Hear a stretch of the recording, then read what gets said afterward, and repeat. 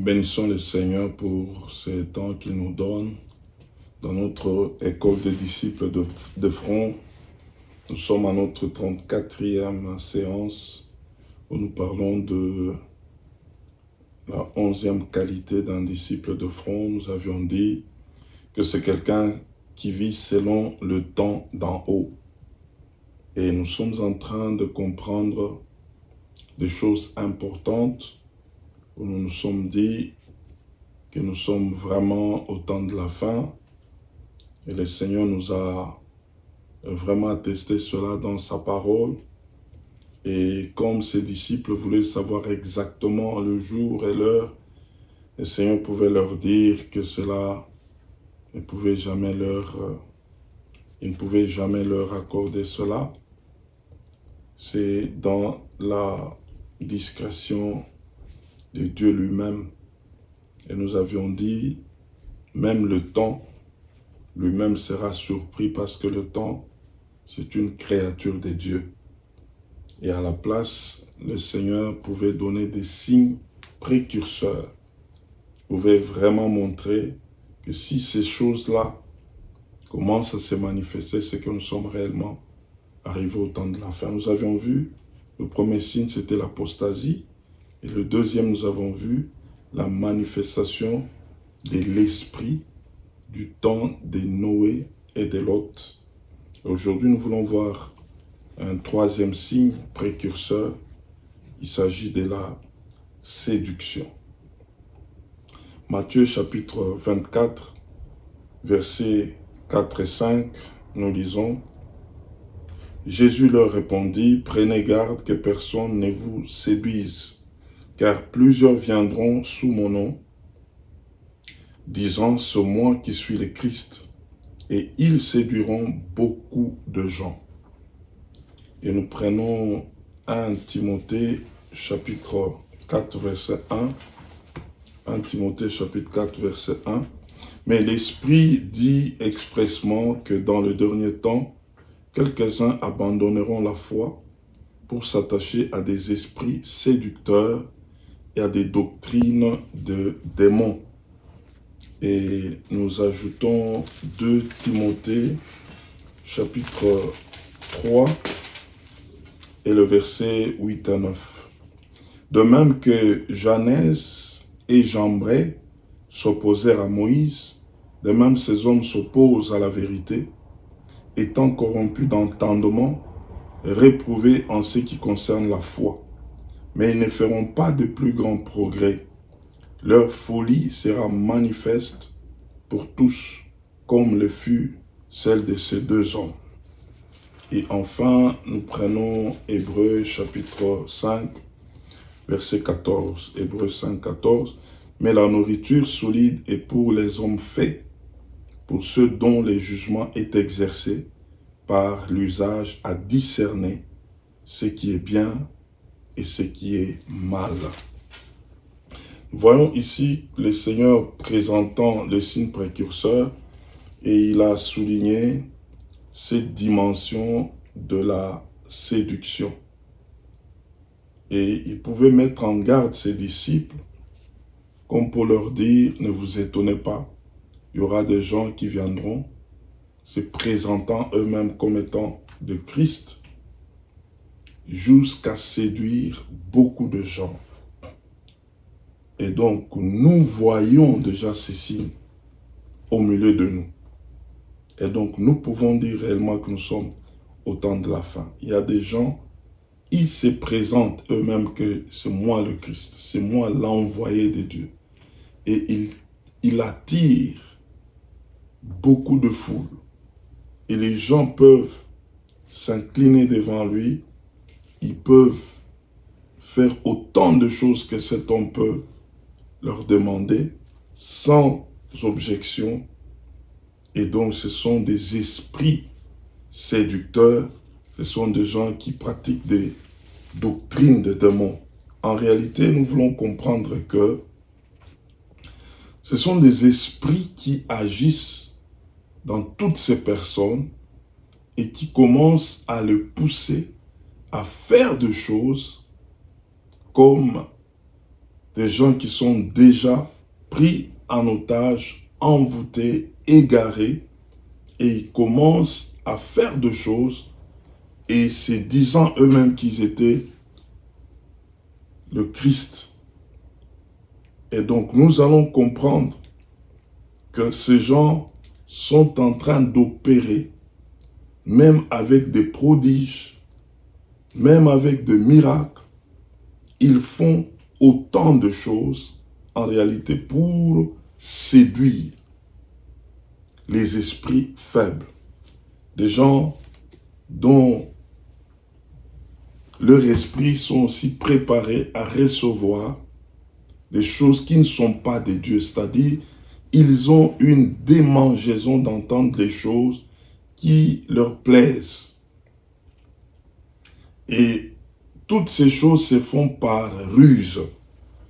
Il y a une ruse, il y a une malignité d'origine satanique, diabolique, qui est en train d'opérer autant de choses. L'ennemi connaît le besoin actuel des hommes. Nous sommes dans un monde pressé où des gens ont besoin de solutions à l'immédiat. Et donc c'est comme ça que ces gens se présentent comme des hommes solutions, parce que en réalité nous sommes dans un monde de besoins. Et donc autant de personnes ont de besoins aujourd'hui. Et ils deviennent de proie facile parce qu'ils ont besoin de solutions immédiates. Ils ne veulent pas attendre. Ils veulent recevoir des réponses. Ils vivent dans des urgences. Et c'est comme ça qu'on les a amenés à vivre de besoins auxquels il faut répondre. Il ne faut pas attendre un jour, 2 jours. Il faut avoir des réponses. C'est comme ça que ces gens se retrouvent en train d'être capturés par l'esprit de séduction, l'esprit des démons. Et ces gens deviennent des proies faciles. Et l'apôtre Paul nous a amené à comprendre quelque chose de très important que j'aimerais souligner. Parlant du temps de la fin, il a cité 2 noms, Janès et Jambré, qui se sont opposés à Moïse. Et donc, ces personnes, c'était des magiciens de Pharaon, des sorciers de Pharaon, qui faisaient aussi des pratiques qui pouvaient étonner des gens. C'était des gens qui avaient des numéros et ça pouvait marcher. Qu'est-ce qui s'est passé avec ces 2 personnes? Lorsque Moïse s'est présenté devant Pharaon, Moïse a parlé à Pharaon de libérer le peuple. Et il avait un bâton à main. Il pouvait jeter ce bâton en signe de dire que c'est Dieu qui m'a envoyé. Le bâton s'est transformé en serpent. Janès et Jambré avaient aussi des bâtons. Ils ont jeté leurs bâtons par terre. Et eux aussi, leurs bâtons sont devenus des serpents. Pendant qu'ils faisaient cette démonstration, en réalité, le vrai problème était de savoir quelle était la source qui les avait amenés à faire de tels prodiges. Moïse, sa source était Dieu. Mais Janès et Jambré, leur source était satanique, diabolique. C'était des sorciers, des magiciens. Mais ils ont fait la même chose que Moïse. Moïse avait comme une source divine, et aussi une source diabolique, mais le même résultat. Et c'est ce qui est en train d'embrouiller des gens aujourd'hui. Où il y a des pratiques qui se font dans la maison de Dieu. Et il y a aussi des sorciers qui se sont substitués aux pasteurs, se sont substitués aux serviteurs. Mais en réalité, ce sont des serviteurs du diable. Ce sont des envoyés du diable. Mais parce qu'il y a le même résultat, et les gens commencent à aller derrière eux. En réalité, Le vrai problème, ce n'est pas de voir les résultats à l'immédiat. C'est de chercher à savoir d'où viennent ces résultats. Quelle est la source? Vous savez pourquoi on est en train d'attraper beaucoup de gens aujourd'hui? Parce qu'ils aiment le vite fait. Ils aiment les résultats. Ils aiment la démonstration. Ils aiment qu'on leur dise non, donnez-nous les résultats là. Oui, l'ennemi a des résultats aussi à donner. Mais en réalité, c'est la source qu'il faut connaître. Et quand il y a un tel résultat, les gens sont prêts à acclamer, prêts à célébrer. Mais ils oublient qu'il faut regarder la fin de toute chose. Ils avaient le même résultat. Moïse a jeté le bâton par terre, c'est devenu un serpent. Jambré et Janès ont jeté leur bâton, c'était devenu des serpents. Et on pouvait dire même résultat. Pendant que d'une part c'était Dieu, de l'autre part c'était Satan. C'était les démons, c'était les sorciers. Mais qu'est-ce qui s'est passé par la suite? Le serpent de Moïse a avalé les serpents de Janès et Jambré. Les serpents de Moïse les a avalés. Et Moïse a retiré ces serpents, il est redevenu un bâton. Nous allons comprendre que tous, nous pouvons faire la même chose, mais les résultats de Dieu, c'est un résultat durable. Les résultats de Dieu, c'est un résultat qui va nous amener dans un futur merveilleux, dans l'éternité. Mais les résultats du diable, c'est un résultat éphémère qui s'arrêtera sur la terre. Comprenez cela. L'ennemi est en train de jouer à un rôle d'un petit dépanneur. Il dépanne les gens. Et les gens veulent vivre aujourd'hui comme cherchant à être dépannés. Étant sur cette terre, qu'on me dépanne un peu, que je marche un peu, qu'importe la source, je suis dépanné, je vis correctement, j'ai autant de choses, je roule carrosse, je fais une vie, j'ai de l'argent, pendant que ce sont de petits dépannages. Mais la fin sera catastrophique. On séduit les gens par des petits dépannages, du jour au lendemain. Le même résultat, mais la durée, le serpent de Moïse est resté. Mais les serpents de Janès et Jambré ont disparu. Il y a des choses qui arrivent aux gens comme soi-disant des miracles et puis ça disparaît. Quand on les regarde dans la suite, on ne voit plus rien. Mais quand ça vient de Dieu, c'est durable. Quand ça vient de Dieu, ça tient. Quand ça vient de Dieu, ça marche. Comprenons qu'il y a une forte séduction. Voilà pourquoi Hébreux 5, 14 est en train de nous amener à comprendre que nous devons faire l'exercice d'un bon jugement.